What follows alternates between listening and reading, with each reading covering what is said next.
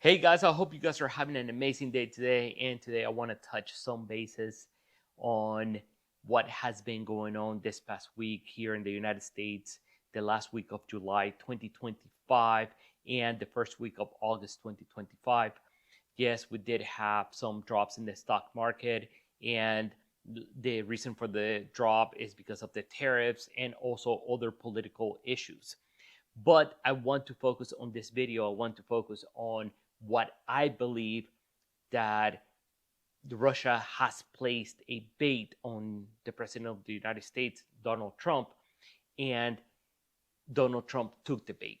Let me go ahead and elaborate a little bit more. So, back in 2014, Russia took Crimea and wanted to, in fact, take Ukraine because they were stating that Ukraine belonged to Russia and they want to go back to the old USSR.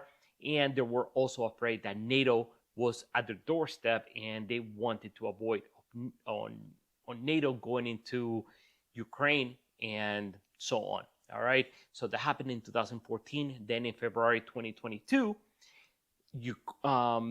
Russia went ahead and started a special operations in Ukraine. Now, the reason for that special operations were the same. They were stating that NATO was going into Ukraine, and then Ukraine is right next to Russia, and they're so afraid that NATO is going to invade them, and so on. So they're making up all the stories to have the war and, in other words, the special operations. So now, this past week or a week ago or so on, the former president of Russia, Mr. Dmitry Medvedev, went ahead and tweeted some stuff on the United States that, oh, we're going to go ahead and attack you and so on. And this guy has made many statesmen like this in the past. So this is where I think that the president of the United States took the bait. So the former president made the statement, and then Donald Trump reacted. And this guy has made so many crazy statement in the past, and you can't take him seriously. So Donald Trump went ahead and publicly stated that he was going to move 2 nuclear submarines closer to Russia in case they would go any further with their actions. But we need to go back to the campaign when he was campaigning to be a president. He, in the past, has stated, you never tell your enemies what you're doing. You never tell your enemies what are going to be your next move. You move very quietly. And that's why Trump reacted too aggressively on this. I believe he should have made his move quietly and move on and make the moves very quietly so you don't let your enemies know what are your thoughts and what are your actions.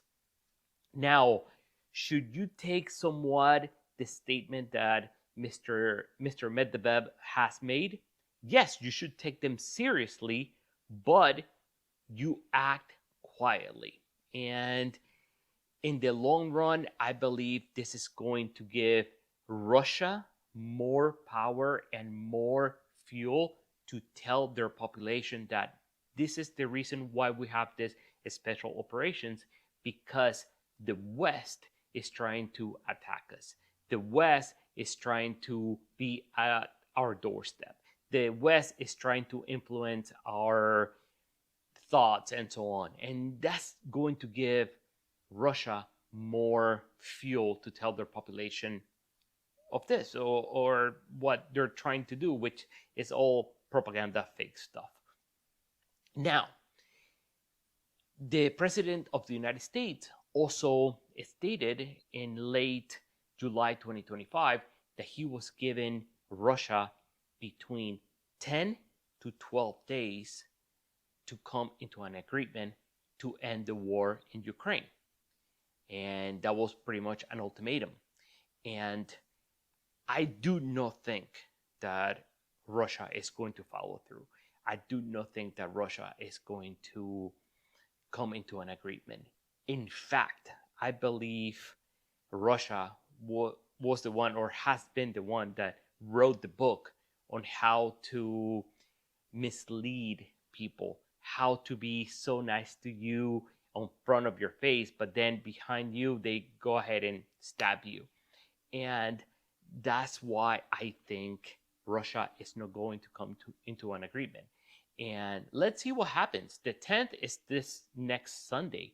And let's see if they come up with an agreement. I'm extremely hesitant that they will agree to any agreement whatsoever. But that's just my thoughts. Well, guys, I hope you like this video on what I think is going on right now between Russia and Ukraine.